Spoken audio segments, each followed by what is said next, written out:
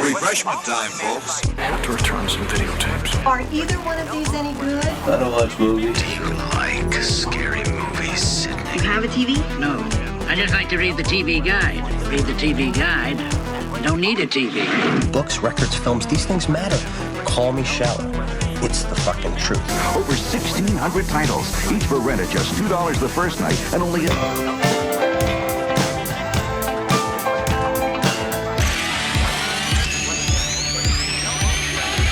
Finish it. I don't watch TV.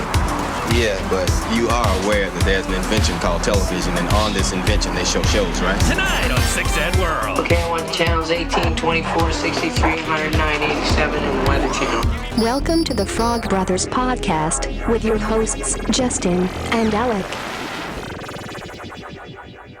Hello! Hello! Guess what? We're on episode 51 of this fucking show. Oh, I dropped the F-bomb already. Is that bad? Yeah, that's probably bad. None of these episodes will ever be monetized. Rip. Rest in peace, the money that we are not gaining from these episodes. Wah, wah, wah. Yeah, I need like some... I need a reminder that says, do not swear yet until we're in the clear. Yeah. I just like coming out swinging. Well, in a PG-13 movie, you're allowed one F-bomb. We should be too. Yeah, but it's probably even like placement too. If you said it immediately, people would be like, oh, it's off-putting. Oh, you think you can't say it in the first 5 minutes of a movie? Probably. It's probably like one of those things you got to save it for a climactic moment. Yeah. We just like dropping F-bombs around here. So, what do we got going in the news this week? What's been going on with you guys? What's been going on with me? Just Dr. Seuss is having some struggles out there in the world. Now I've got some Dr. Seuss books for the kids, and I don't have any of the ones that are no longer being published. Yeah, what? So, everyone has those. No, they're like 6 books that no one gives a fuck about. Those are everyone's favorites. Yeah. Everyone's losing their mind about it. Help. Cancel culture. Police. Murder. The elephant people have really taken to being like, well, you're taking cancel culture too far. You got rid of Gina Carano, and now Dr. Seuss? Oh, my God. Who gives a fucking shit? Exactly. These motherfuckers perfected cancel culture with Christianity in the 90s, and then again with like groups like the Dixie Chicks that got all fucking torn apart. I taught the Dr. Seuss estate a lesson by buying all their books on Amazon. Yeah, okay, great. You're giving money to a dead guy. Yeah, this shit is, people are really offended by this, and it's funny because nobody's even really out there, like, I'm not out there defending this decision because I really just don't give a fuck. It's irrelevant to my life. If I really wanted those books, I would go out and find them. And if not, I would continue my life as I am right now. For a lot of these people, Dr. Seuss books are the only books that they can read. It's like their level. Yeah, I think they just like the pretty colors. The pictures. Yeah, I don't know. It's just kind of one of those things. Yeah, like I said, I've got some of the books for my kids. They're fun to read fast, and that's about the extent of it. Like, other than that, like, who gives a shit? Like, you're just making a stink to make a stink about something because you feel entitled to make a stink about it. And you're like, no. This has no social cause. Like, these books were removed because they're not sensitive to the times, and like, even Dr. Seuss himself like went through some shit. Basically, they could have just stopped publishing them, and no one would have ever known. Exactly, they didn't need to release a statement on it. So, yeah, it's one of those things. Very much like the other recent outrage, Mr. Potato Head, which again, I just don't give a fuck. An anthropomorphic potato that is no longer has a gender assigned to it. Like, does it really fucking matter? You could mix them anyway. Like, if there's anyone that was ever pro-gender bending, it was the potato, because you put the lips on the dude could wear the ladies' parts, you could mix them up wherever you want, you could put an ear on the cock. Mm-hmm. I mean, you could do whatever you fucking wanted to. We should make some custom Mr. Potato Head pieces that are cocks. Because I don't think anyone has made that. Conservatives have accidentally discovered accepting people for the gender they want to be. Yeah, only because of a fucking plastic potato. And they don't realize it. That you hide everything up the potato's ass. Yes. Right? Like, hey, here's my storage. Let me pull open my cheeks and spread them apart. Hey, can you pull out my extra pair of lips? Mm-hmm. Hey, give me the ears, the ones without the earrings printed on them. I bet he could fuck his own mouth just by the virtue of he could take it off and literally fuck it just like holding his own mouth, like a fleshlight. Let's see that in the next fucking Toy Story movie. Indeed. I mean, has somebody made a Toy Story where sex toys come to life when the people aren't home? No, there's like all the memes about it out there. Like a porn parody? Yeah, like a legit porn parody where the toys are used in full scenes and then there's like quick intercuts where the toys talk between being used and shit. I don't know. If someone knows of that, I'm sure. Well, I'd Nick, like a producing credit on that. I'll help out. Yeah, Nick is the intern over there. Why don't you find that video and tell us the title? Okay. Oh, here you go. Toy Story parody porn video. Yeah, but is it people dressed up as toys fucking each other is what it is, I'm sure? It's probably not what I'm describing, where there's a dildo with a face that talks. It was like, yeah, exactly. Typical. It was Jesse, Woody's partner, humping some dick, it looked like. Squirts on your dick, it says. Ah, squirts. Oh. There's a snake in my ass.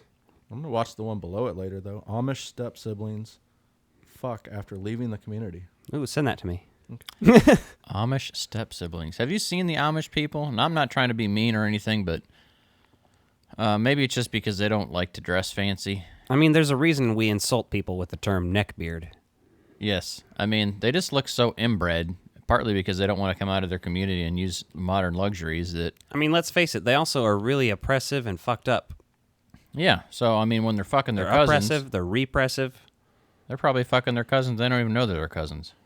Yeah. Or they do, they just tell them fake news, It's a small, tight-knit community. I imagine that happens. You've only got so many people to... Yeah. God told me to skin you alive. That's the kind of shit that goes on at the Amish farm. Yes. I just heard Jello Biafra say that when you said that. Exactly. God told me to skin you alive. I can't do a great Jello Biafra, so...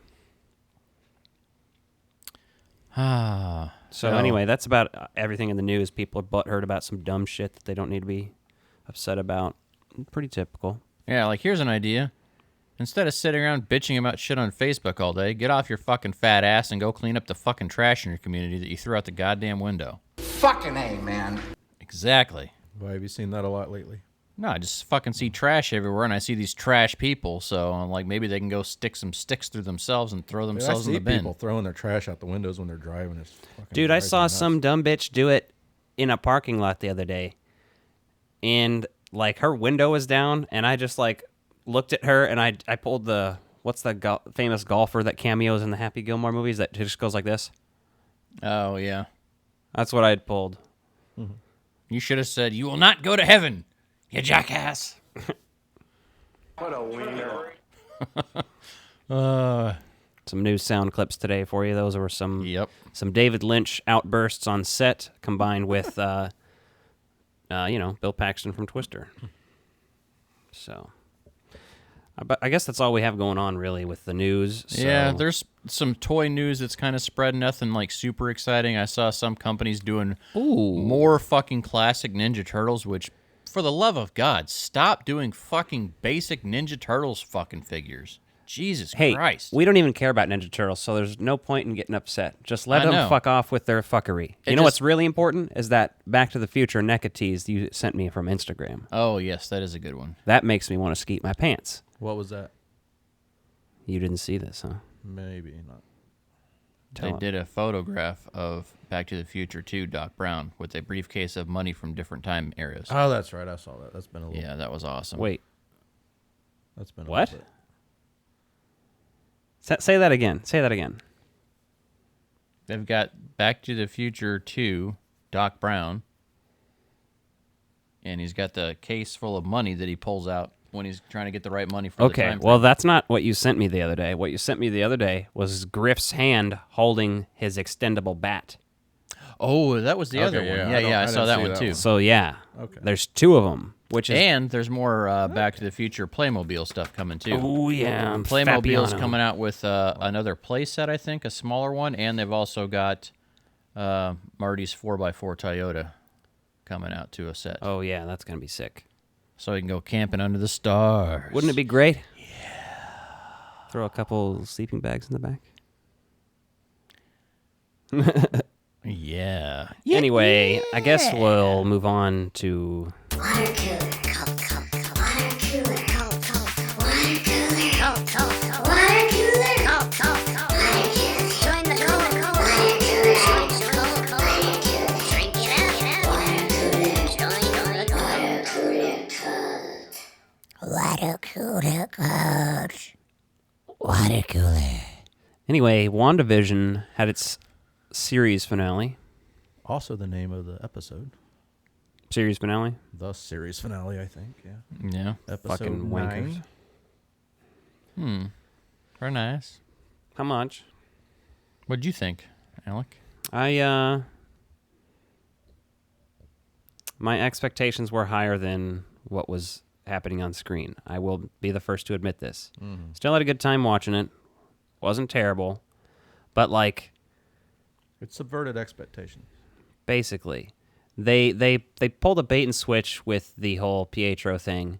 Got people expecting way more than what they were going to give us. That was their mistake, I think, to be honest with you. That's the thing that bothered me the most. He's just some guy in this universe who happens to look like the Quicksilver from the Fox universe. Exactly. Yeah, it's what just it boils ironic down to casting is choicing, and you're like... They were like, there's going to be Reed Richards is going to be in here. Or they're going to introduce mutants, Magneto, all of this stuff like that people were talking about and hyping about. And it was, there's some degree where you're like, yeah, none of that's necessarily going to happen. People are fucking idiots. But with the way this show peaked like 3 episodes ago. At this point. I thought the last two or three were kind of...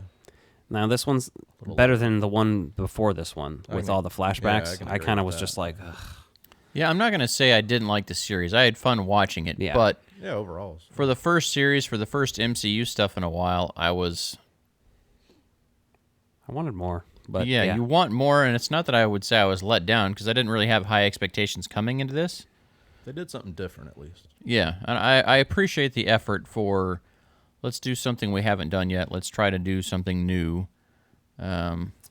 The villain, though, was anticlimactic. Agatha, like the way they... I think we'll be seeing her again. Oh, we will, for sure. Which is what...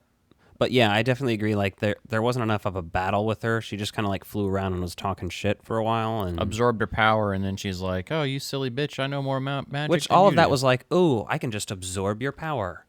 Yeah. And then, "Ooh, well, no, you can't." Oh, look, now it's the tables have turned. Ooh, and it was like, throw a card. There was a few things in there visually though that I really liked that we hadn't quite seen in the MCU yet, really.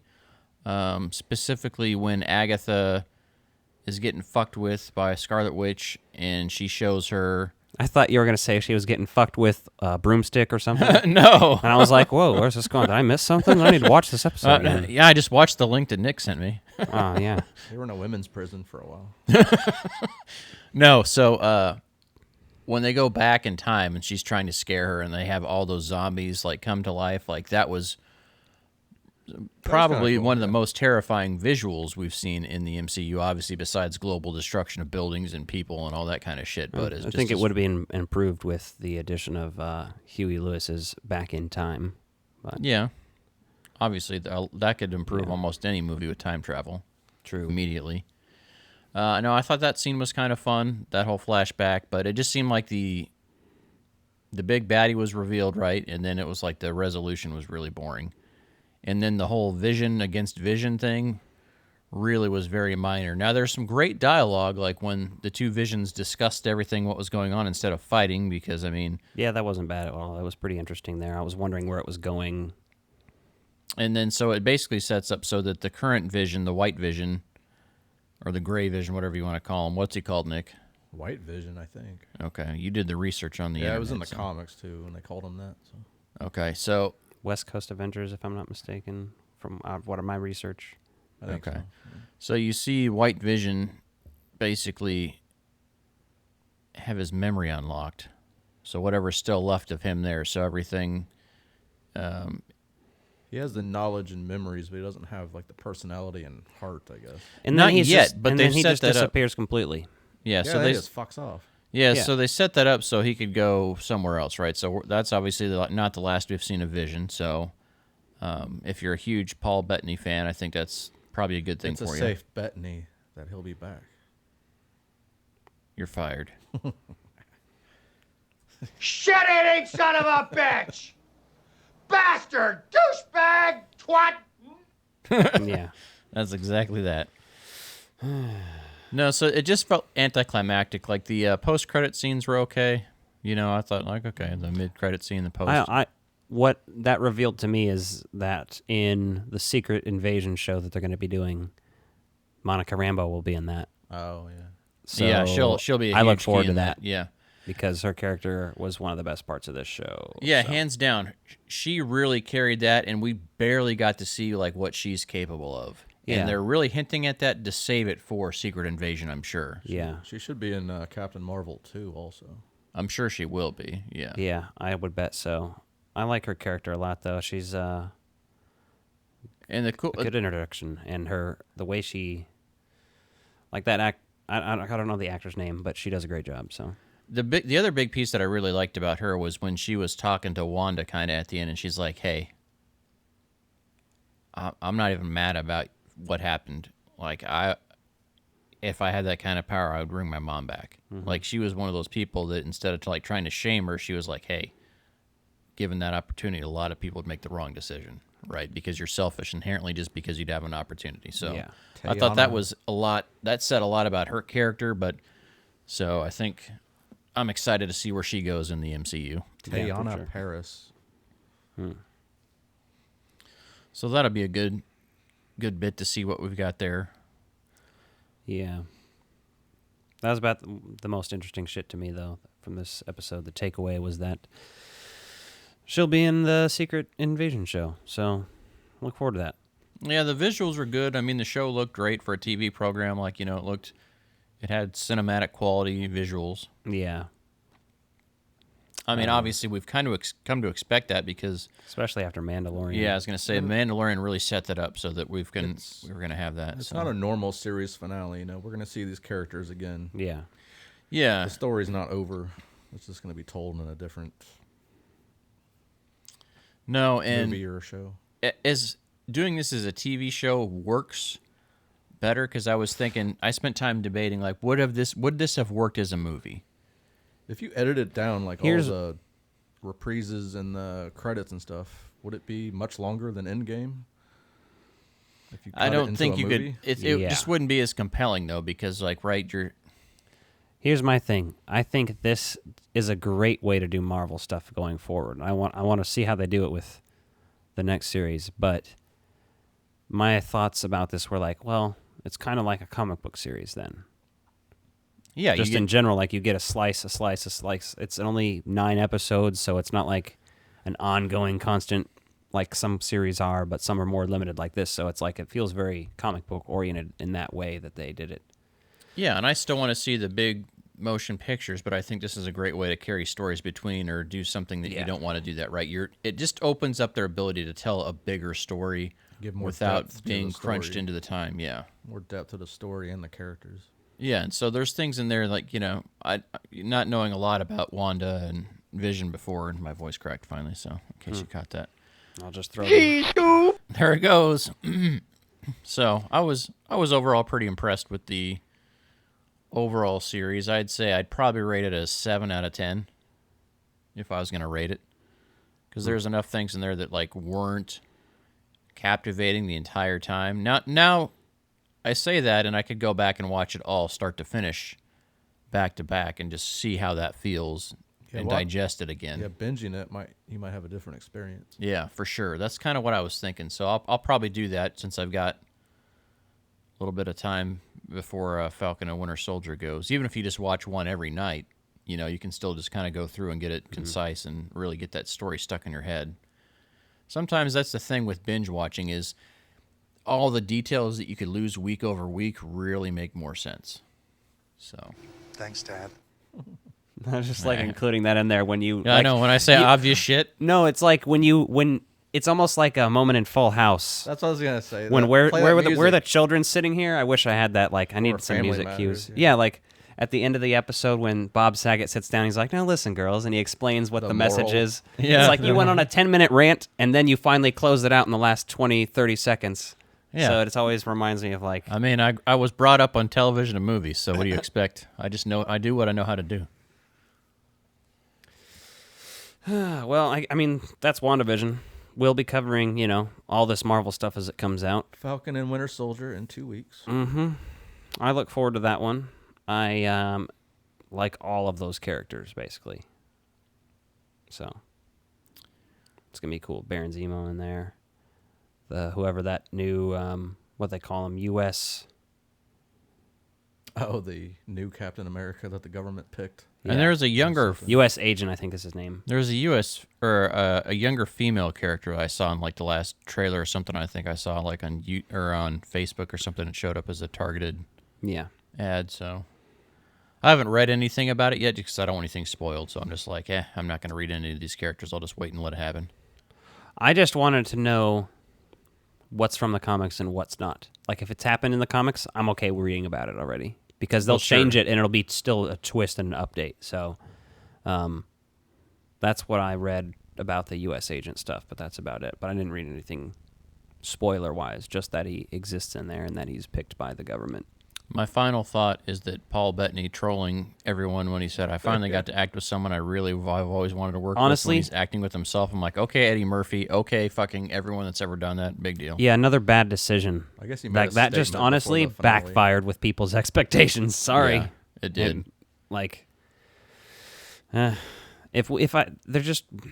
The hype is what ruined this show. It would have been better if I was just expecting it to be about Wanda and Vision and not expecting all this outside shit, which is what they kept saying, this is going to lead right into Doctor Strange. Well, I mean, it doesn't really fucking feel like it. And, I mean, I can see how you might say, all right, well, she still did some shit that caused some shit or whatever else you're going to do. You're going to tie it in still. I get that. But it's like it doesn't lead into it. Well, That's bullshit. If by lead into it, they mean you see Wanda doing some time stone, like fucking sorcerer reading, like we've seen Doctor Strange pose before, then yeah, we're going to see some of that, but I don't know. Yeah, it's kind of... But... They blew their load when they introduced Pietro. Yeah. And then they hadn't even fucking put it in yet, so... You know what I mean? Yeah. They tricked you into thinking something cool. They blew it all over my belly and left me unsatisfied. Hopefully they don't pull an American Pie and do that with Falcon and Winter Soldier. Be like, you did it twice? Oh, God. All right, moving right along. Footloose and fancy free. Getting there is half the fun. Come share it with me. All right. This week, for our film segment, one of them, we only have one this week, but we have a long episode by episode. But we're going to go first with our film segment. What do you mean you haven't seen this film supreme made up of a dream team? This movie's pretty great. You're fucking late. Let's accelerate and get it on your plate. And you don't want us exposing ourselves. And you don't want us exposing ourselves. Exposing ourselves. Spider-Man. That was me choking Spider-Man. and coming on your face. Well, that was graphic. I was just explaining you can't even see my hand. Yeah, luckily you can't see his hands or his wiener. That's why I now have a lazy eye. That explains so much. So, well, I definitely. It just now occurred to me that you'd be a great as a Dr. Evil cosplay. You just need to. I mean, add some more makeup to your eye, obviously, and then done. Maybe some more shaving, I guess, and just like a really good clean shave, That's cool. You could pull it off, I think. Exactly. If I had that motorized chair to go around the column, yeah. Get one of those golf carts. So this week we watched this movie called Osmosis Jones. Mm-hmm. Alec was a big fan of it. I'd never seen it. Neither had I. I was a big fan as a child. I still think it's a good... It's a cult movie. Let's put it that way. It's not... It's weird, for sure. Mm-hmm. And it's gross, but it still holds a place in my heart. And star-studded. Mm-hmm. Yeah, I was going to say, that's the one thing, that's the reason I agreed to watch this. Say Bill Murray's in it. Mm-hmm. Yeah, well, Bill Murray, okay. Chris Rock, okay. William Shatner, who else? Chris Elliott, Molly Shannon. Yep. It's a pretty good cast. David Hyde Pierce, let's not forget. Yeah, but see, I don't give a fuck about him, so. See? He's not really in a lot of shit that I like. See? This is the number 0. And that's the total number of fucks that Alec gave. How, name a movie that he's good in. And I'm not saying this as like a, name a movie he's good. I just don't, literally, I don't know. I haven't seen him if he's good in something. I think it was called Dinner Party. He invites guests over, and I think he tries to kill them. That was pretty good. Oh, I'd rather watch Clue. Okay, thanks. Yeah, Clue's great. So, Osmosis Jones. Osmosis Jones. So when Alex said this, I thought Bill Murray was a voice actor in this movie. That's what I thought too. And turns out it's kind of one of these movies that cuts back and forth between live action and animation, which is not unheard of, but it's always kind of fun. It's a little treat when you get something like that, right? Best of both worlds. Bill Murray is about as fucking disgusting as you will ever see him in life in this. And it's hilarious. And anyone that's ever fucking had depression or poor eating habits, poor lifestyle, like, you just look at Bill Murray in this movie and you're like, Jesus, the fuck's wrong with him? And then you're like, oh man, this is the state of America. There's a lot of people like him in this movie. And his daughter is out there, like, truly cares. She actually did a really good job in this. I think she outacted quite a few folks in this movie. At least in the live action segments. Not that there was crazy stuff going on in most of those, but just the way she was able to portray that she's, like, taking care of her parent as a child. Yeah, I mean, the live action segments were always some of my favorites when I watched this as a kid, just because Bill Murray. I mean, I always loved Bill Murray growing up, so. I gotta say, though, and Alec and I debated this briefly, but is this supposed to be an educational, scientific, like, Magic School Bus type movie? Because they're like, oh, they're inside the body, it's animated, all this stuff. No, it's not. It's purely fucking work of bizarre fiction. And I was really fucking angry watching this because I'm like, none of this shit's fucking accurate. Like, this virus would be replicating all over this whole fucking body, not just walking around cutting apart other cells in the body. I'm like, no, he'd be invading the cells and replicating. But that would basically be like a rape movie at that point. So then you're like, well, they have to kind of rethink that, because if you force your way into cells and have them replicate yourself, that's... Osmosis Jones 2. It's R-rated. Or NC-17 maybe even. Yeah. You see the... Oh, God. That's just horrible. There's a lot of puns.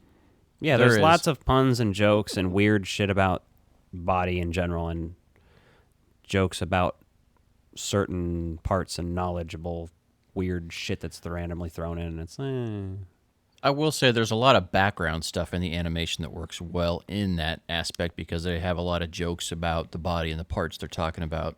Yeah, I like the way the animation works too, and how it's just kind of different looking. It's kind of right at that turn where you think there's some traditional 2D animation in there blended with 3D animation. So, and it's not all 3D like animated, you know, even it might be digitally animated, but it's a flat 2D representation in some of it, so it works pretty well. Can I ask you a question, though? Did you feel like there's any, like, racial stereotypes kind of played out in this? I wasn't paying super close attention. I watched as a kid, and I never felt that, but there definitely is in some of the diseased body parts and stuff. I'm pretty sure some of them have, like, Mexican accents. Yeah. And shit like that, like some of the, whatever you would call the villains in there that are... Yeah, the germs that are basically germs and viruses in the body and stuff. There's some shit there, probably. Some of that kind of like, seeing this for the first time as an adult, not having any sentimental attachment to this at all, I was just kind of like, it's kind of fucked up. But that's also me just like analyzing and thinking of it through. So I wasn't sitting down like, oh, I'm going to have fun watching this movie. I was sitting around watching this movie thinking, okay, what's like noteworthy to me?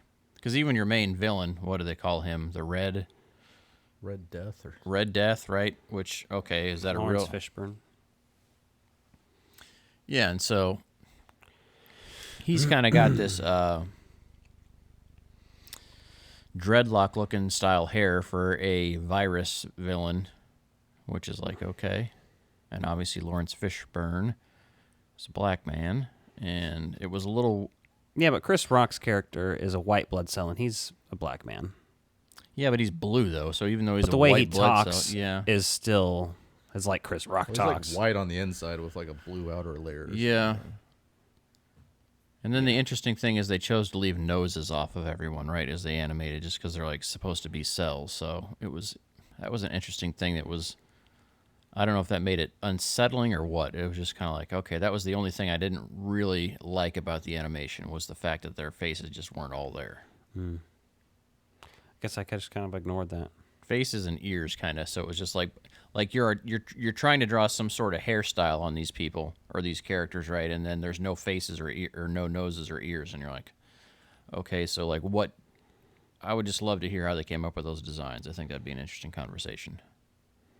Fascinating. Maybe there's some DVD extras for you. It's a rare and out of print DVD though. I have it on VHS. Do they have the extras on YouTube or something? Maybe. I'm not sure. Probably. Well, maybe. You might be able to find them on there. I don't know. I've never been able to find a DVD of this movie. Haven't really checked eBay though, so I mean, to be fair, but I have looked at a lot of different vintage DVDs. Was this not a particularly successful film? I don't know. The marketing when it was coming out. It must not have been on home video at least. When did this come out anyway? I didn't even write down 2001. the year. 2001. So that'd have been like right when I was a senior in high school or junior or senior or something. Which explains why it's completely off your radar. Oh, yeah, for sure. I mean, even Bill Murray at the time, like, yeah, okay, just because he's in an animated movie, like, that didn't catch my attention, so. Although this does remind me of Space Jam in the animation style, and it has Bill Murray in it. So that's the thing that has going for it. Okay, yeah, I could see that. We got to cover Space Jam at some point leading up to the Space Jam 2. Well, you're the expert on Osmosis Jones, man. So what about this is sentimental that sticks out to you? Like, what about this movie made you want to choose to review it? There's some fucked up shit in it. Like Did you like it because it was gross? No. I liked Bill Murray. I liked the Bill Murray sequences. I mean, the Farley brothers did the live-action sequences, and then, let me see, Tom Cito and Piet Kroon did the animation sequences. This was also developed into a cartoon series named, what was it called? Ozzy and Drix for a while. It ran for like 2 years. That was a thing for a while. Any of the voice actors come back? Not that I know of. They were recast. But they were the same white blood selling pill. So, I don't know. I'd say there's a moment early on. I was thinking about this when I watched it. There's when the Red Death or whatever the fuck his garbage ass is shows up, and he starts fucking with people. He like touches them or whatever, and kind of like the guy starts fucking melting, and that's a pretty violent death. Even though he's just a cell, so is it really a death? But it's just very unsettling for a children's movie. Yeah, I could see that. Yeah. The part when they are in the zit, they timed up some of that stuff interesting. I like how what they're doing correlates in the body. I like how there's traffic flow and different parts of the town are different parts of his body and shit. Basically, like that's a bad neighborhood, or whatever. And the bladder's like an airport. Yeah. Now departing and that kind of shit. Now departing to the toilet bowl. Basically. Yeah, there's some funny moments like that. I could see that for sure. Anybody Nick, else what did you take think? anything away from this? Thought we'd talk about this longer, so that's what I was wondering. It was pretty gross, but I liked the Bill Murray with the zit. That was really gross. And then it pops in Molly Shannon's mouth. Yeah. Yeah, and that's after she's got a restraining order against him for vomiting on her on accident. Which was kind of a weird. Yeah, I mean, he can't go on a field trip because he threw up on the. Yeah, you wouldn't get that on there, and like it's kind of the subtlety of that is like he doesn't want to do anything with his daughter because of this restraining order, which you don't really find out until a little bit later on in the movie. So, but they have to edit that around what's going on in the body. Which I will just say.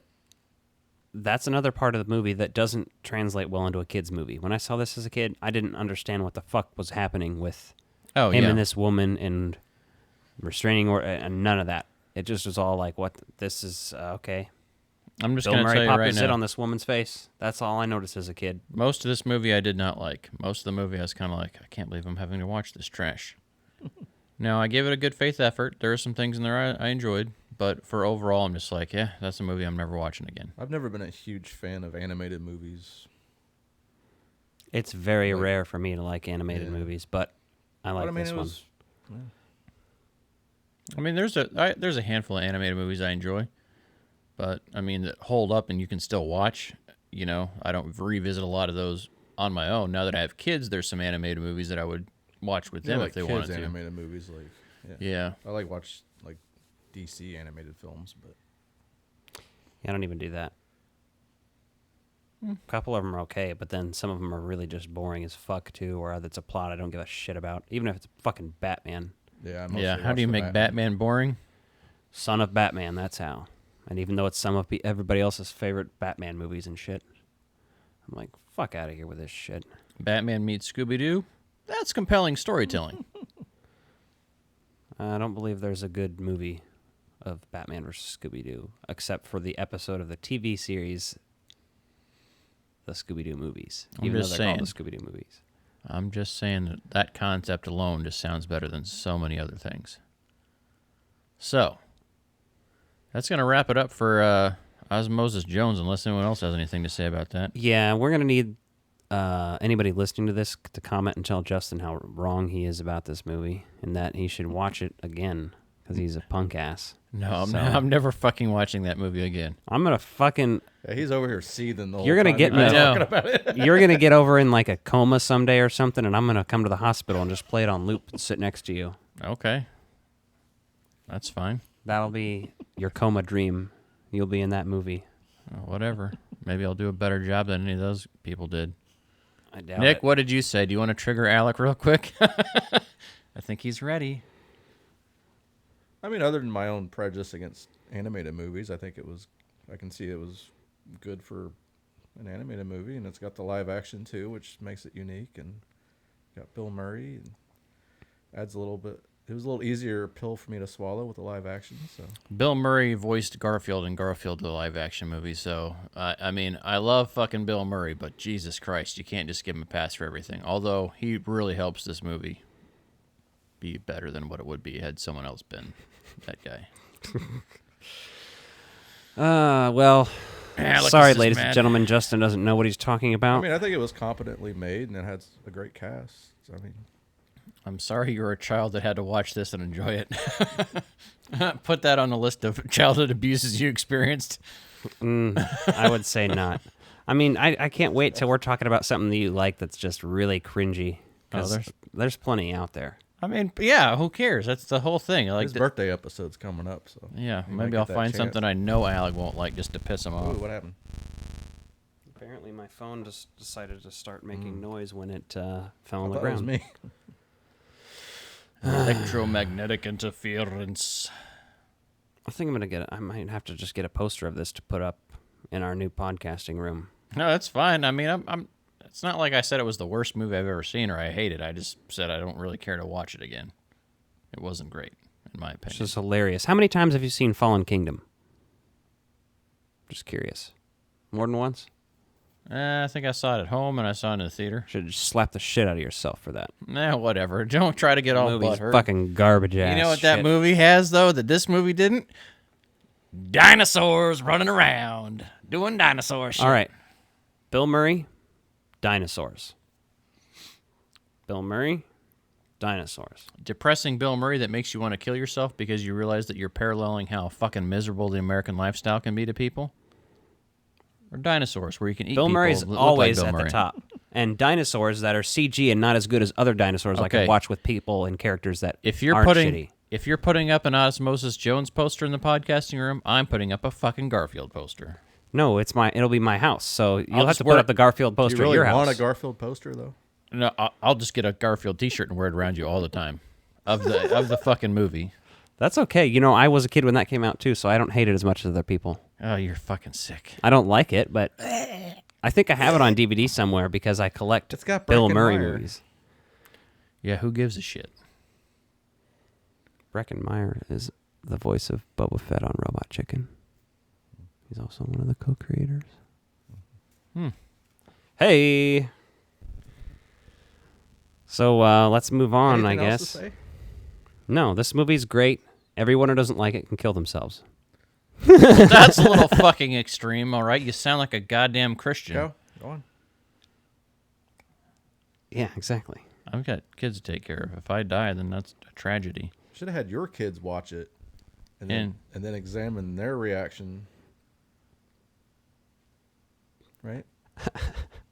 No. And then you could have formed your opinion on the movie based on your children's enjoyment. And if your kids didn't like it, Top five. Top five.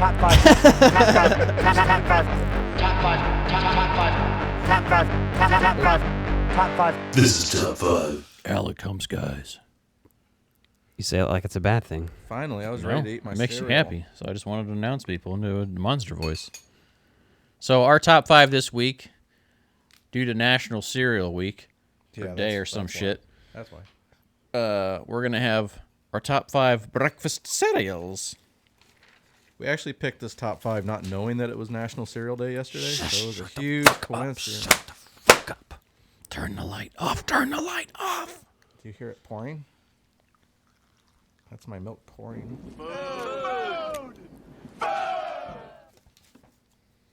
So we're all going to enjoy some cereal here. I've got a bowl of Crunch Berries, Just the Berries, or Oops All Berries, whatever the fuck they call them. You know what I have? What's that? No spoon. Oh. Nick, spoon me. You want me to go get a spoon? Spoon me from the back. I've got a cold glass of almond milk. Yes.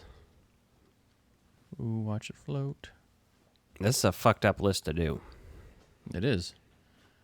So we're going to tell you right now. So I'm a plant-based eater now, so I have a current list of stuff, but I'm not going to go by my vintage list because most of you could probably relate to that a little bit more. Bingo. And you'd be aroused by that the most. Yes. So, Nick. I'm enjoying a bowl of frosted mini wheats. All right. What's your number 5? My number 5, not necessarily in order of enjoyment, is Raisin Bran Crunch. Not the regular, but the Crunch. Raisin Bran Crunch. That crunch ties it together. And how do you like it? Huh? Can't hear you over there crunching. I know. No one can hear anything. This is our first mukbang. Yeah, Alec has been really obsessed with mukbang and everything else. I know the internet loves this. Mm-hmm. I feel like I just got to turn your mics down, or your headphones, just because They have volume knobs, the audience. Usually.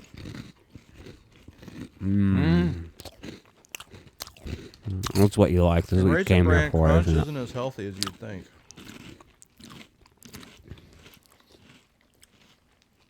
So, what's your number 5, Justin? Well, my number 5, and I'm going off my vintage list, shit I could eat before I became a conscious eater. Are you doing both your lists? No. Reese's Puffs. Chocolate and peanut butter cereal. That shit's fucking golden. Fucking golden. Pure gold. Delicious. Amazing. Crunchy. Peanut buttery. Made you feel like you're having a candy bar for breakfast. Alec, what's your number 5? My number 5 includes cereals that I can no longer eat as well. But I have some honorable mentions that we'll talk about afterwards that take those places now, basically. So my number 5 is Honey Nut Cheerios. It's a fucking dope-ass classic that's fucking always good. And it's pretty healthy for you, according to the associations that are paid for by lobbyists Not as and healthy as people who regular work for Cheerios. Yeah. Nick, what's your number 4? What's your number 4, Nick? My number 4, even though it doesn't taste like apples, is Apple Jacks. Which, if you got a nice cold Mountain Dew, you can drink that as you're eating it, and then immediately the taste combination is go to great. the hospital for diabetes. I'm not saying I use it as the milk. I'm saying separate. Yeah. That way you get extra bloated when you eat it. Oh, God. Well, my number 4 Uh-huh. This is so ridiculous. Is Golden Grams. Now, it's got honey, so I can't eat it anymore, but... That's fucked up, and you're fucked up for putting it on your list. That's a shitty cereal. Oh, I fucking love Golden Grams. That's bullshit. Mm. I fucking hate Golden Don't Grams. the bees make the honey for you to eat, though? No, they make the fucking honey for themselves to eat, you son of a bitch. Oh. I thought it was like their business. Oh, my God, I wish you were on camera right now, Nick. He just fucking jizzed all over himself. He's got milk running down his chin. It's not the first time tonight. Thank God I've got windscreen on these mics. Yeah. Usually I eat my cereal alone. You don't like Golden Grams? Man, there's something... You get Golden Grams like perfectly soggy, and then you add some fresh ones in that are like perfectly crunchy. Oh, it's perfect. It's like a delightful mix. Soggy cereal. So what's your number 4? My number 4 is the non-existent now Rice Krispie Treat cereal. I thought we proved that does exist somewhere. No, you did not. I got more information on that, but I'll cover it later. I forgot to be looking, too. I don't think it's been gone as long as you think, though. It has. It came back, but it wasn't the same thing. Oh. The original cereal was the Rice Krispie Treats in the magenta, pink, purple box. Just depends on the printer that day, I guess. And the font, the treats part was like written in a font that looked like Rice Krispie Treats. Yes. It was beautiful graphic You could probably design. get some on eBay. That's nasty. I wouldn't eat it.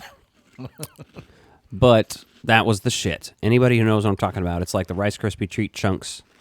And they were always like broken apart and weird. Some of them were like huge pieces. Some of them were small. That was the most inconsistently sized cereal, but it was so fucking good, man. That's my number 4. Nick, what's your number 3? Well, number 3 is Number 3 is great. And it's Frosted Flakes. I know it's a bullshit cereal. Overrated bullshit, I say. You're garbage. That's how do you make that cereal? You pour it straight into the garbage can. Prepared. You mean that's how you eat it? That's how you would serve it. Oh. Pour it straight into a fucking dumpster. They're fucking awful. Just my thoughts.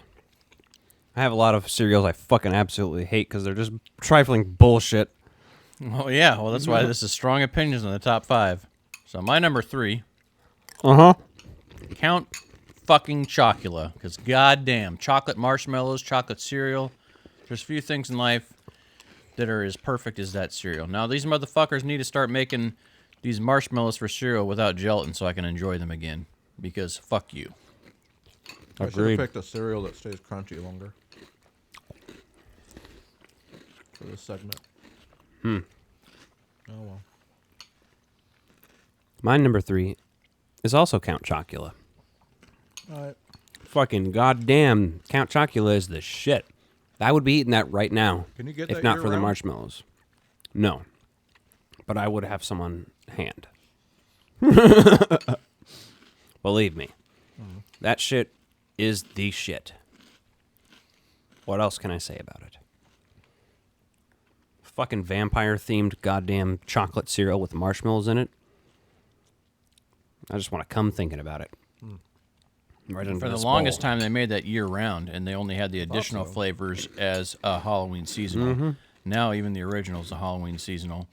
And sure, they've got, like, Lucky Charms that are chocolate now, but the fucking marshmallows aren't chocolate. And until you give me chocolate marshmallows, you can fuck right off. As I drink a Coke with the cereal. Yeah. We're all in our 30s. We're not 12. We're unsupervised adults. My number 2 Number 2 is Honey Nut Cheerios. I approve. Although it gives me some nasty belches afterwards. A lot of the time. Oh, yeah? It's just Maybe fucking you're inhaling too much air when you swallow. That didn't explain the taste. What? That doesn't explain the taste. The taste of the burps or the taste of cereal? Honey Nut Cheerio burps. You like them? Does it Nasty. taste good? Nasty. You're just not used to eating very much fiber. That's not it. Mm-hmm. Nope. What, Justin? This is number 2. Rice Krispies treat cereal. So we found out that this cereal was made for a very long time. And then at some point in time, a couple years ago, the assholes changed the recipe, and they took what was essentially frosted Rice Krispies and added dehydrated marshmallows into there and called that Rice Krispies treat cereal and called that a new improved recipe. Hot trifling garbage, bullshit, fuck you, whoever works for Kellogg's. Fucking A, man.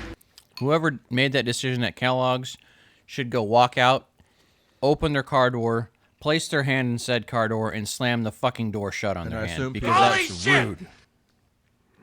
And I assume people stop buying it, and they're like, why? I don't understand. Yeah, and then it's been discontinued since then. So, I'm talking the OG, the original Rice Krispies treat cereal. Yeah, you had lots of options for Rice Krispies, right? Cocoa Krispies, those are great. But you can't just fucking put frosted Rice Krispies and then be like, oh, we're going to throw some marshmallows on the side. No. Is that how you fucking make your pre-made Rice Krispies treats bars? No, God damn it. No. What's your number 2, Alec? My number 2. What can you say about this cereal that hasn't already been said about God before in church? Other than that this cereal doesn't like genocide or impregnating random women on Earth. Of course, I'm speaking of Cinnamon Toast Crunch. This is one of my favorite snack cereals to eat in any time. It's just the shit. Now, this is one of those cereals that falls victim to going soggy fairly quickly. So what I usually do is... Sure does. I don't put anywhere near as much milk in, and then I always scoop from the bottom. There's a technique. You have to get good at this. You have to develop these things. You have to be smart enough to realize these things. But that's the best way to eat CT Crunch. Eating cereal like that is an art form. Mm-hmm. Yes. I will say though, on the Cinnamon Toast Crunch front. And I was going to say French. I was making up words. Typical with me. Anyway, I bought the Cinnamon Toast Crunch churros. Oh, yeah. And the beautiful thing about those is they get a little bit soft on the outside, so they don't scrape the roof of your mouth, but they're perfectly crunchy in the middle when you bite. And they are, in my opinion, superior to the original strictly based on shape, because everything else about them is identical. Professional tip out there. Oh, that's fascinating. Nick. My number 1 is what I'm eating. What is it? Frosted Mini Wheats. It's healthy on one side and frosted on the other. It's bullshit and bullshit. Not only have I eaten mealyworms out of that cereal before. Well, that wasn't the fault of the cereal. But I wouldn't have even picked that cereal, but it was like she had no cereal. So it was like that was the cereal, I'm pretty sure, that I had to eat. And maybe it was one other kind, because it didn't happen to you, you fucking dick. But we were at my grandma's house helping move stuff, and I had a bowl of cereal, which was frosted shredded wheat. There were mealworms in it. I didn't realize till halfway through. Then I just couldn't stop thinking about Lost Boys the rest of the day. It was a terrible experience, and see, this is the mullet of cereal. I'm not going to argue with that. Business in the front, party in the back. No, I will tell you, as a kid, I fucking despised that cereal. Yeah. But when I got older, I realized that there is so much about a good cereal that's about the crunchiness of the cereal and the milk. And there's a certain time, and it's a very brief moment in time, too, for this cereal, where it gets to the perfect level. And the perfect level is it's just crunchy, but it just breaks up so smooth and, like, has the milk. Oh, yeah, it's perfect when there's, like, this certain moments. And that's what you're always striving for, is those moments of perfection in cereal. I just want to commit suicide right now, knowing that that's your number 1. Well, like I said, I want to commit suicide for you. This is not necessarily... I want to murder you, basically. I was going to say, isn't that homicide? Exactly. This isn't necessarily the order of... They're all pretty even for me. So. All right, my number 1, off the nostalgia list. Again, another one that I can't eat anymore. Get rid of the goddamn gelatin. You don't need it. And it's a 2-for-1 because it's basically the same fucking thing. It's a twofer. It's the Spider-Man cereal, which is also the Ninja Turtle cereal. It's basically rice Chex with marshmallows mixed in. And god damn, was it delicious. Ooh, this is candy. I'm having fun. I love that cereal. Well, that wasn't what I was expecting.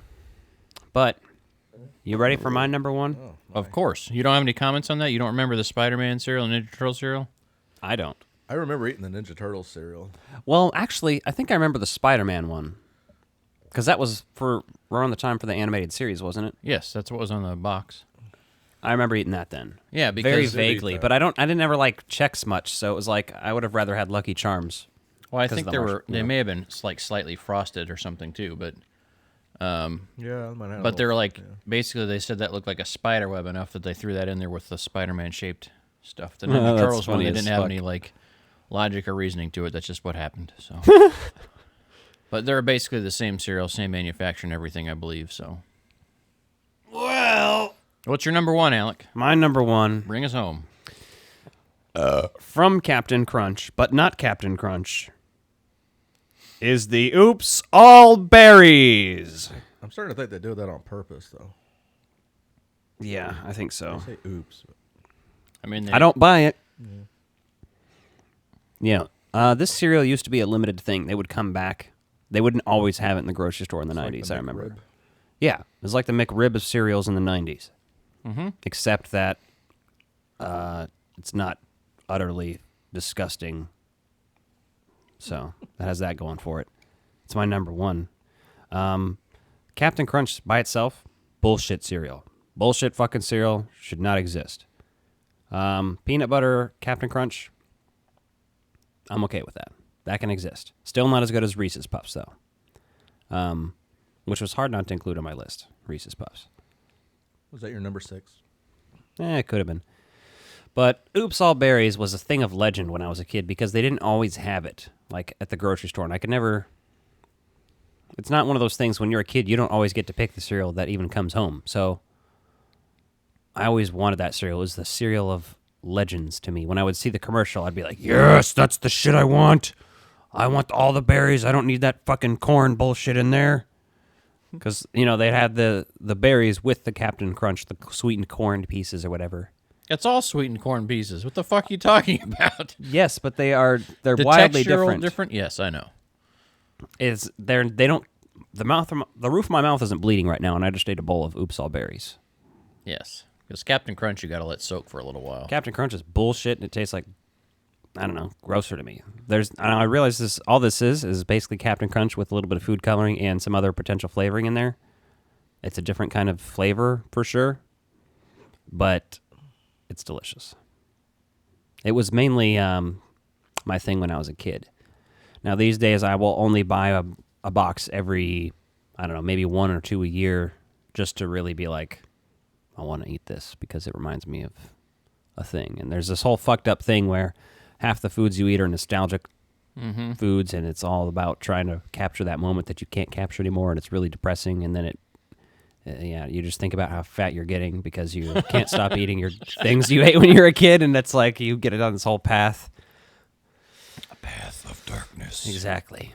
You got any honorable mentions? Honorable mentions. Now, if these are some more modern ones that I'll eat, basically. Well, one of them is Cinnamon Life. That is the shit. But it, again, gets soggy really quick, so you got to be quick. You got to be limited with the milk. You gotta, there's an art to that cereal as well, but it is delicious. Blueberry. I just like berry-flavored stuff, and obviously Ghost cereal is fucking badass. Reese's Puffs, Fruity Pebbles, Cocoa Puffs, and I'm pretty sure it's defunct right now, but they bring it back every now and then, but for like 10 years, 20 years, it was gone, but French Toast Crunch. You remember that? Mm-hmm. Yep. Had a very certain taste to it. No mention of the Ghostbusters cereal? Or is that just pretty generic? I mean, I was too young to really have eaten that much, probably, so... That's almost identical to what he just described. I mean, it's just a berry-flavored cereal with... Was it? I can't remember. Marshmallows. I mean... Like Blueberry. Yeah. And I love Blueberry now, so... And it wasn't I mean, not now, it was but like Blueberry in the fact that it wasn't just Blueberry, but it was like Yummy Mummy or whatever, like all the different flavored pieces kind of like thrown in there. It's all just like a variety fruit mix. Fruit, Brute. Yep. Frankenberry, Boo-Berry, Yummy Mummy, and Count Chocula. I think that's the 5. But they don't make 2 of those anymore, Yummy Mummy or the Fruit Brute. I remember eating Trix as a kid. The Fruit Brute was it? When is that? It's a werewolf with like... What flavor was that? I don't even remember, to be honest with you. I don't remember what Yummy Mummy was either. Cookie Crisp. Hey, Cookie Crisp looks delicious, but tastes like shit. Yeah. Cookie Crisp... Actually, a fun story about that really quick, because it fucking infuriates me. Like, if you watch the ingredients on Cookie Crisp, that's fake chocolate. There's no, like, actual cocoa in that chocolate. That's, like, the fucking fakest chocolate Probably you can explains get. the taste. It's fucking trash. Gets soggy too easy. It's, like, got a weird fucking texture on there. And Clark Griswold would not have been proud of the non-nutritive cereal varnish on that fucking stuff, because it's fucking trash. So if you like Cookie Crisp, I'm sorry, but you've been through some shit worse than I have. I liked Lucky Charms. I liked Fruit Loops when I was younger. Lucky Charms is pretty good for the marshmallows, at least. I liked Trix when they were actually shapes and not just balls. Oh, yeah, for sure. But that's about it. My honorable mentions is Cocoa Krispies. Fucking love those to this day. Those are so good. Just chocolate cereal, and you get that good mix of crunch to sogginess, and then you get the chocolate... milk afterwards. Yep, to drink up. It's great. It's great. I like Cocoa Puffs for that reason. Mm-hmm. I'm a big fan of Crispex, too. Corn on one side, wheat on the other. I like Honey Bunches of Oat. That's pretty good. Yeah, I cut everything with honey, because I used to love, like, Honey Nut Clusters or whatever, and then you're like, bullshit. Apple Cinnamon Cheerios was good, too. As a kid, I liked Frosted Cheerios for a minute, but... Sugar Smacks. Oh, yeah, those are okay. Smacks, yeah, that's not bad. Yeah, there's a lot of stuff opposite with the same cereal, but with the bear on the front instead. Did either of you guys like Honeycomb or Pops? I was Pops? going to say Honeycomb. Yeah, Honeycomb. Pops, Corn Pops. Yeah, Corn Pops are pretty good. When I was younger, it was basically popcorn cereal. Mm-hmm. Yeah, they get so really weird. slimy when they get soggy. There's so many cereals. It's truly an art form to eat cereal in a way that's majestic and delicious. Mm-hmm. And I don't think people really value that in their lives as much as they could. I really take a moment to appreciate the cereals that you can eat properly. Today's episode sponsored by Kellogg's and Post and General Mills. And Quaker. Quaker. Hey, speaking of Quaker cereals, you guys ready to move on? What? Yeah, that was a transition if I've ever heard one. And the TV series we're going to start insulting Quakers like we did the No, and the series we're going to talk about now, there's some product placement, and there's 2 products from Quaker Oats, and there's Captain Crunch, but it's called Crunchies instead on the box, so interesting. We now return to the real Ghostbusters. Diane, 11:30 a.m., February 24th. Entering the town of Twin Peaks. Pretty good. Bill Murray's the funniest man on the planet. Episode by episode. If you're watching the video of this, that's Alec. In his finest form. He is taking his true form. So we're starting a new series. And it's not a new series, it's just what we're going to cover. Yeah. Twin Peaks. It's new for this podcast.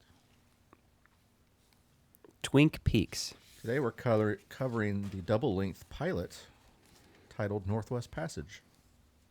Double length. Nick's more of a girth guy. Chode. That's most important. Girth over length, fellas. Said Danny DeVito. I wonder what his looks like. What? Danny DeVito's penis, I bet, just looks like a miniature Danny DeVito and has the same haircut. pubes are the same. Oh, I was thinking it would look like the penguin. That's a dark penis. It's got kind of that purple hue. Yeah. It's dangerous to drink while we're talking on this show. Oh, yeah. So, Twin Peaks. I'm obsessed with this show. I've been watching this show for... I think I watched it for the first time in like 2011, 12. This is my first time. So. Your first time? The first time I watched this series, I got maybe halfway through the original run of the first 2 seasons, and then, I don't know, whatever, I didn't go back and finish it till later on. And a lot of people watch this show that way, but until they finally watched it all the way through, then they're like, holy shit, this is awesome. So... Yeah, I think after season 1, you can kind of get lost in the early part of season 2, but we're talking the pilot, so we're not going to spoil it. We're going to try not to spoil anything for Nick. So, but I've seen most of this series before, really enjoy it. Alec and I had the luxury of seeing Fire Walk with Me, the movie, at the big screen theater. Yeah, yes. I couldn't go. That was one of my, that's just one of my top movies I've seen at a theater that I didn't see in the original release, so it's pretty sick. It originally got a theatrical release. It wasn't a TV movie. It originally was a theatrical release, not a TV movie, or? Yeah, Fire Walk with Me. Oh, well, okay. It's interesting, but we're not talking about that now. We're talking about the pilot. Yes. Otherwise known as Northwest Passage. Premiered April 8th, just like our podcast, but in 1990. However, it takes place in 1989. February 24th, 1989. What did you know about this show? What were your impressions of it before watching this? Well, I knew it was like a murder mystery. And Lynch. And have you watched other Lynch stuff much? Some. And Lynchy means David Lynch, in case you're not a new listener or an old listener or an in-betweener. Yeah. Or your Nick's wiener. David Lynch is this man right here. Who gives a fucking shit? So, if you ever hear this, that's the David Lynch impression. Because as Gordon Cole, he's deaf. But we'll get to that. He's not in this. Not in this one. Opens up very iconic. You got the fucking music. Yeah. Exactly. There's a bunch of extra footage and extra credits in the pilot. It's a lot longer intro. It's so moody and brooding, this intro. It's different. And I always heard that the music for Twin Peaks was really good, and I always heard it from people who were into certain types of music. So when I got to Twin Peaks and started listening to the music from it, I was very this is not what I was expecting. Cut to me now, who is obsessed with Angela Badalamenti, who does the score for Twin Peaks. Man's a fucking god, and I love all the music in Twin Peaks. So the score is so interesting because just starting out, you get the synthesizer sounds, but you also get the iconic guitar sound that almost sounds like a country western style guitar with some of the reverb on it and stuff like that. And then with these synths, it clashes, but it just blends together so well that it becomes just a part of you as you listen to it, and you really appreciate the subtlety of it. Yeah, the intro, the intro basically what it sounds like to me is a classic sad orchestration, kind of mixed with 50s style doo-wop, and that's where that guitar comes in, I think. Yeah, it's kind of those 50s dreamy guitars. Mm-hmm. This was the pilot, so it's written by Mark Frost and David Lynch together, directed by David Lynch. There are a lot of characters introduced in this, too. By a lot of different epic actors. You're immediately introduced to Peter, who calls Lucy, who's talking to the sheriff.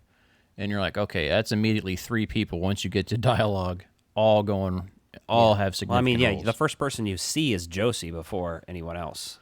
But then it moves on to Pete and Catherine Martell, who are married, but clearly kind of have a weird thing going on where they're not really super into each other anymore, but they're still married, clearly. Yeah, it's not a healthy relationship. But, Yeah.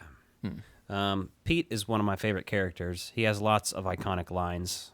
Obviously, one of the most famous lines from this show, especially from this episode, is, "She's dead, wrapped in plastic." Is that the guy that found the body? Yeah. Yeah, that's Pete Peter. Martell. Yeah.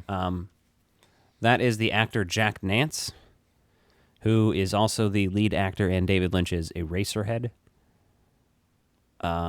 He's in a bunch of other random stuff, too. He's in Blue Velvet, another David Lynch movie I think we covered in a couple months ago. So check that out. He finds Laura Palmer's body.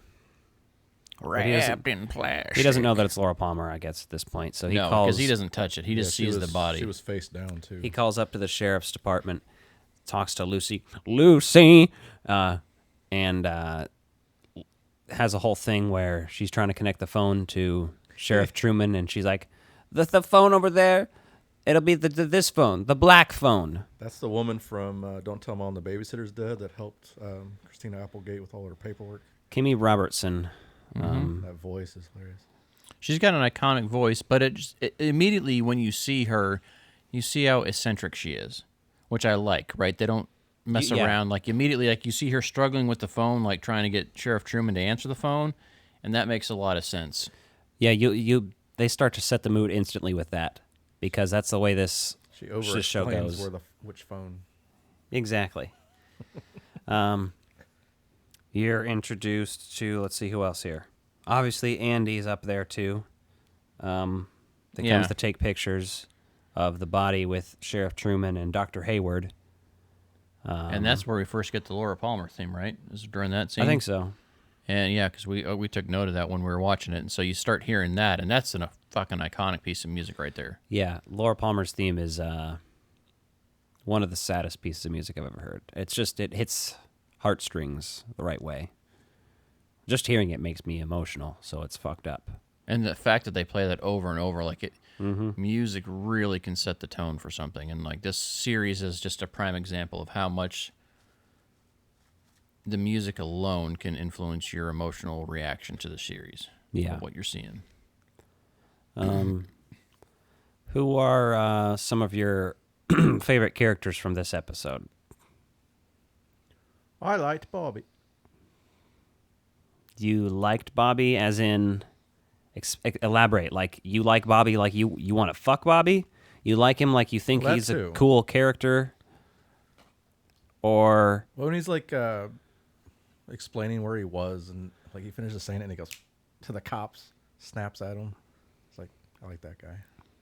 There's this whole attitude, and his whole doesn't give a fuck. He's kind of an asshole, and he was cheating on his girlfriend, so he's a likable character? Confused. I'm just saying, at this point, for me... Likable in that context, maybe not. I don't like Bobby.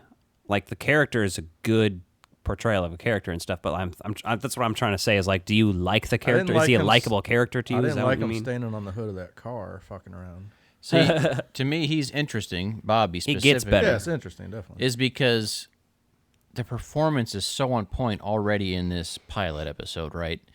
That you start to see glimpses of this character that he's done fucked up shit, but clearly he didn't do that fucked up shit. Right? Yeah. You don't get that vibe right off the vibe from him. Like, his emotional reaction to like her finding out she's dead and everything else just says like, wait a second, like that doesn't seem like that doesn't fit. Yeah. And so I think the portrayal is great there, but you know what character I truly fucking hated immediately from this episode? James. Fucking asshole. Like, Bobby's an asshole, but James is a real fucking skeet towel.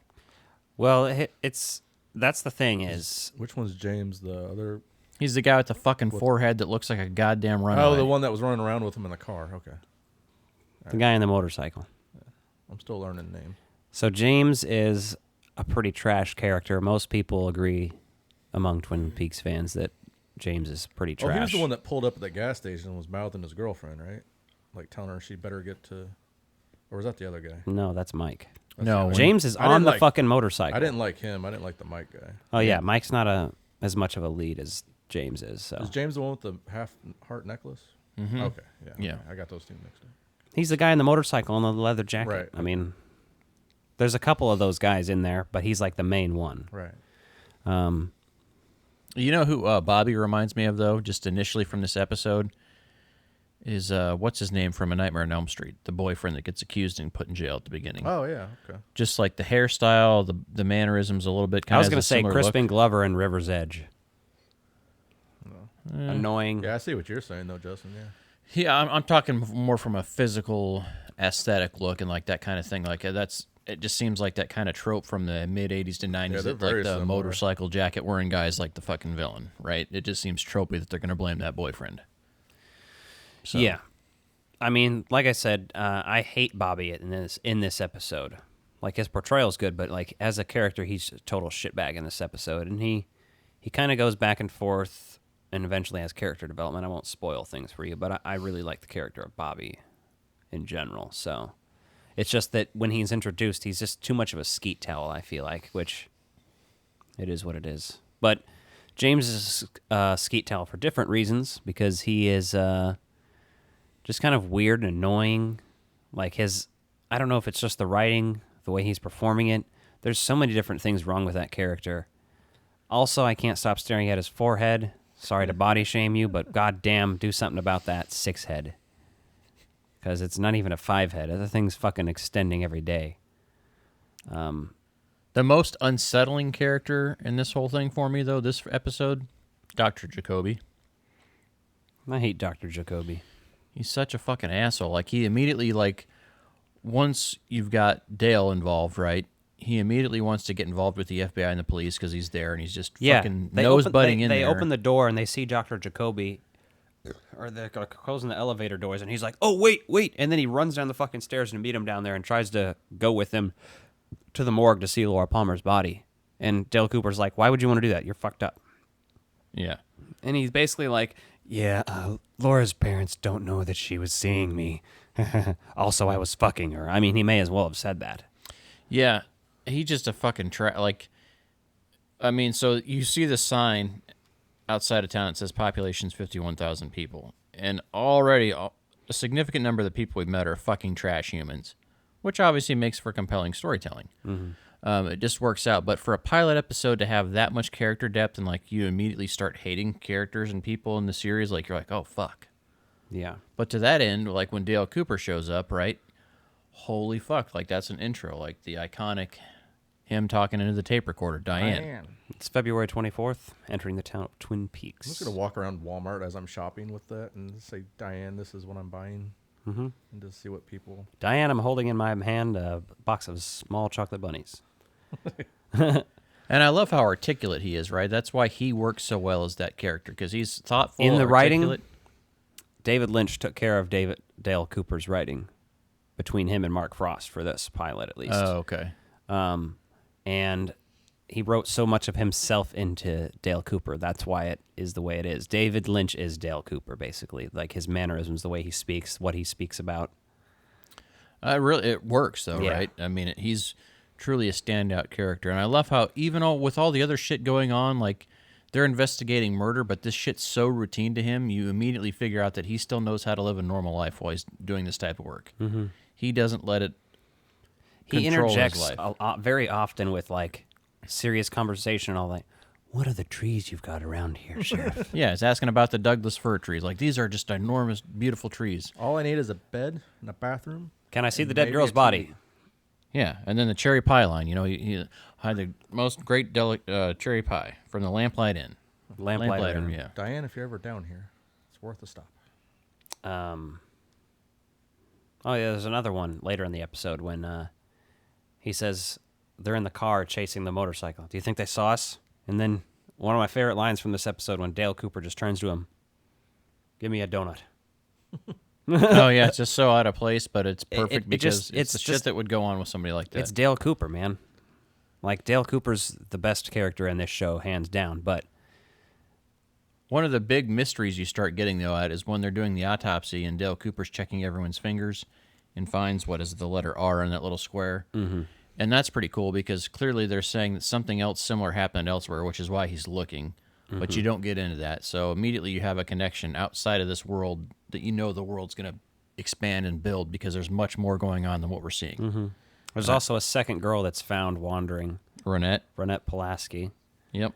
Which is why the sawmill is shut down, because her dad works at the sawmill. So Josie Packard shuts down the sawmill for work that day because he's there.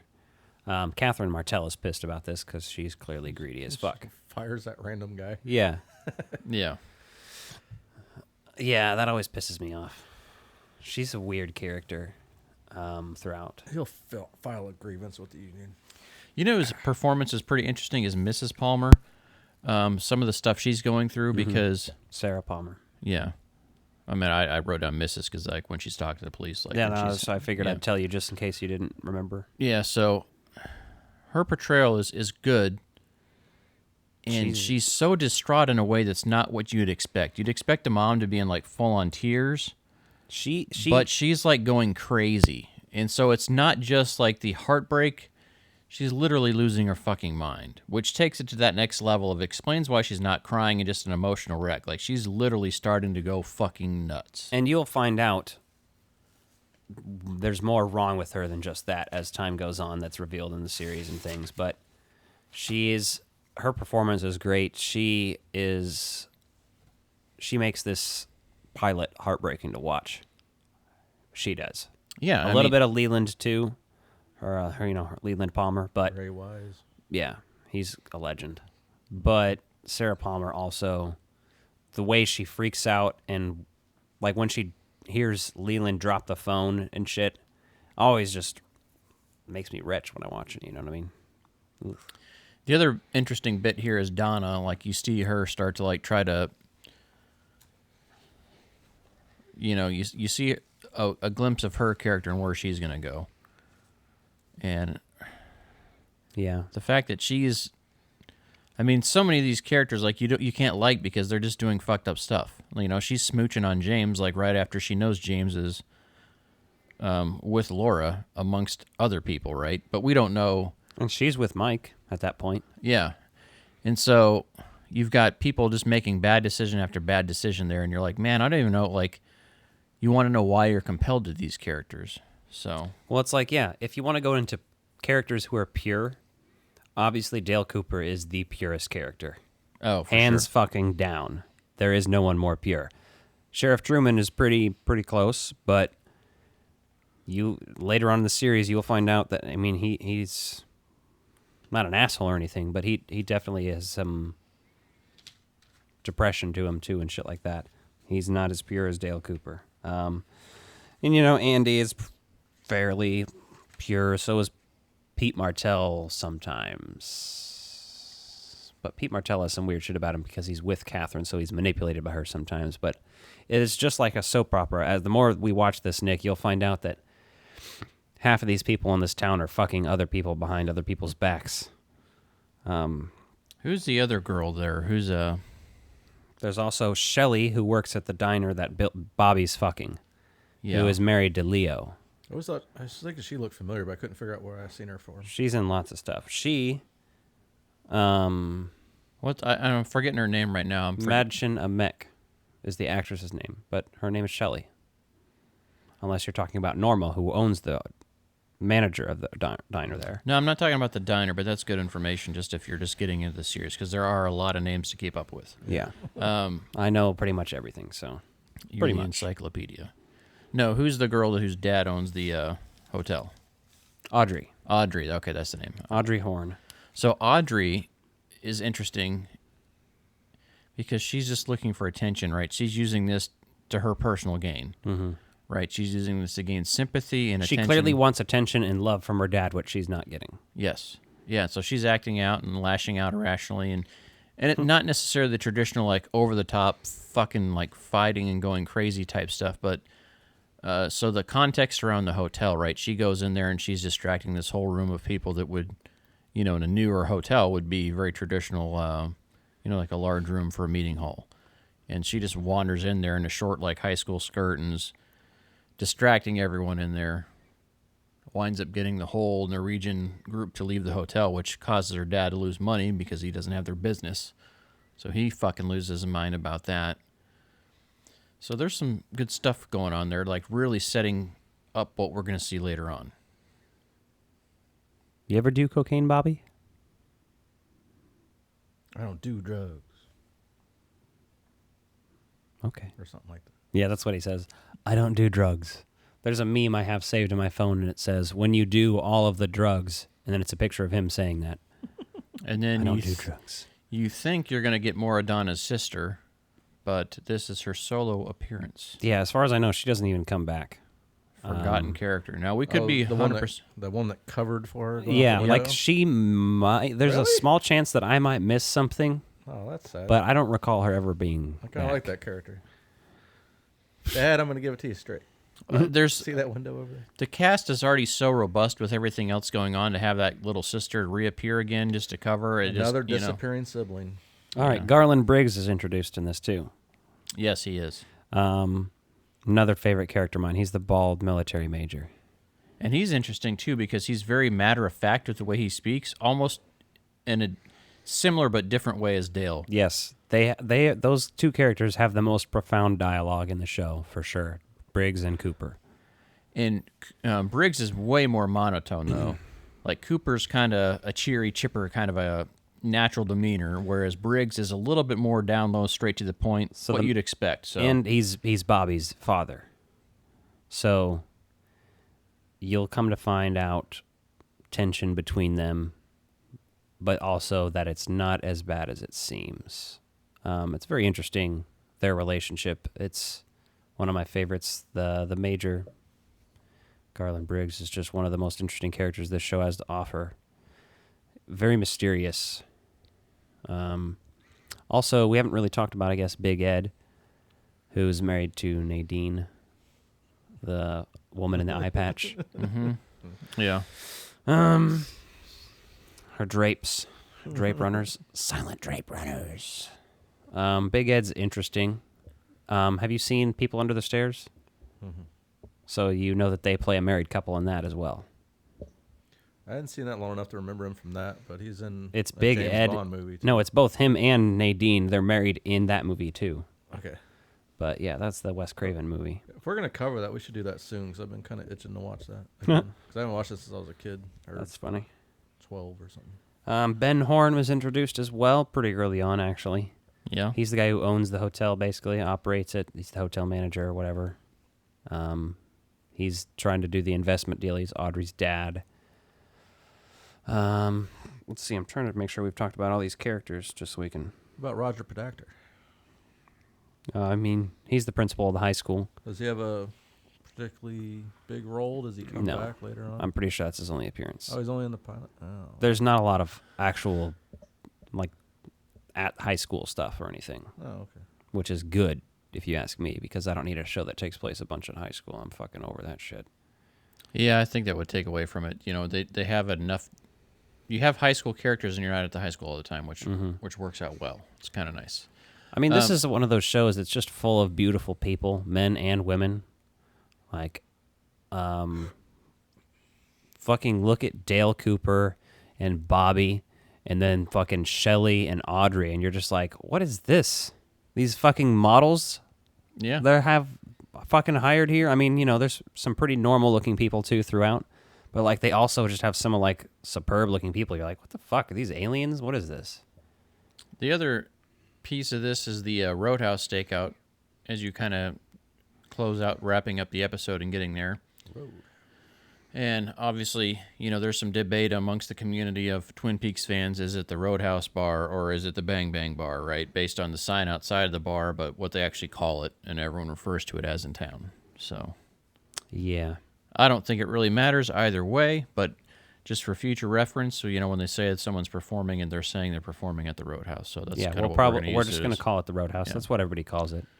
But. So the only thing in this episode that I didn't like, and Alec and I discussed, it's just because it was a pilot, probably a little bit lower budget on certain things. So the bar fight scene is anticlimactic. The choreography and the fighting isn't great, but it's to the point.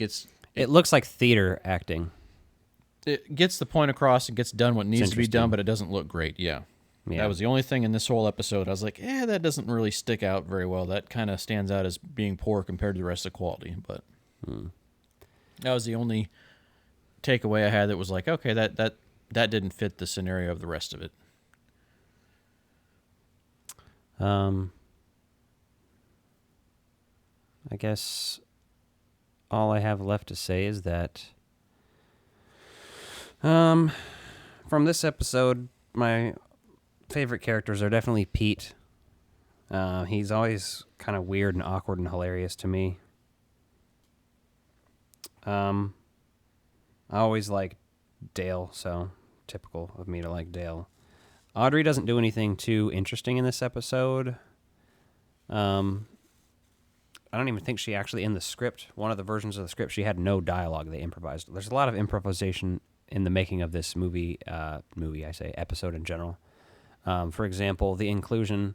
Now, since I have to be careful about explaining this, since Nick hasn't actually seen anything past beyond this episode. But at the end of the episode, there's a moment where Sarah Palmer is she's traumatized and she's experiencing more trauma in her head, basically. And she's sitting on a couch or a chair. I can't remember exactly what it is. But there's a mirror on the wall behind her where set dresser Frank Silva appeared in the mirror. David Lynch liked how unsettling the image was and decided to cast this man in the show. I guess that's all I can say at this point, really, about that. Yeah, that one little clip that is a little bit terrifying at the end, right? Get you with my death bag. Do you guys need me to go in the other room during these discussions? No. You just need to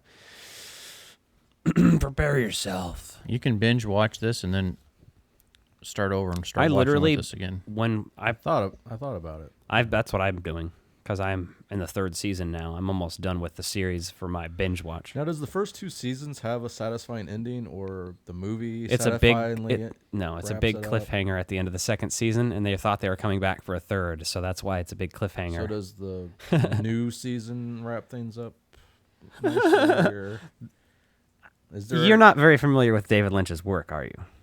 But I mean, like, it's not it's somewhat satisfying. No. No? Okay. No, not in the typical sense that you're expecting by any means. Is there going to be more? No. Okay. Probably not. But David Lynch is working on a new television series. As long as it's ended deliberately and not prematurely, I guess. The season 3, it came back in 2017, right? Yeah. About 25 years later. From when the movie was released, at least. The last part of Twin Peaks. But it picks up where things left off 25 years later and explains stuff that happens well before the original series. But when it ends, don't expect to be like, oh, now I get it. Don't expect that. Don't have a lot of expectations about understanding every little detail about this show in general, and you will have a lot better time. Where can you watch the third season? It's available through Showtime. Yeah. On demand, yeah. What about the movie? Is that easy to find? Or I'm not sure 100%. I own the movie and the original series and all the extra stuff on Blu-ray. I used to have the return as well, but I left that with my Evil X. So that's the new stuff. Yeah. So Twin Peaks, I mean, it's a really amazing show. And like Alex said, if you're just watching this for the first time with us, we're trying not to spoil things ahead of time. We're not going to spoil things ahead of time, so you should be safe. But I'm not the only one. Just watch this with an open mind and try not to piece everything together. I've had some discussions with Alec as he was watching some of this ahead, and I was asking questions. And, David Lynch is very intentional with just leaving some shit with a lot of ambiguity, right? There's no need to explain it all. One of the things he likes to say about his movies and his art, because people like to interview him about what does your movie mean? What does this mean? And he's always just like, I'm not explaining it. The movie is the explanation. That's what you just watch that, and if you don't, that's the thing. He always says keep your eye on the donut, not the hole. And that makes a lot of sense for this, right? So if you just watch it, if you assume that what made the final cut is what you need to know, just be happy with that. right? Don't worry about all the bullshit off screen that you may not understand and things like that. Just take away for what it will, because some of it is just emotional reactions. Some of it is designed just for your emotional reactions, which explains the music being so amazing. It's very much an art, about as artsy as you can get while still being a narrative and making relative sense. It's cohesive enough to get you through it, but it's also artsy enough to just do what the fuck it wants and when it wants. So don't let that deter you or piss you off too much. Yeah, there'll be moments in this show where you're totally confused, or you're, especially by the time you get to season 3, you're going to probably be pretty pissed at some points just being so confused. And that's life. Yeah. Life is confusing. You don't have all the answers. It's a great experience. Does the third season quality-wise hold up? I mean, do you feel like you're... I mean, it's one of...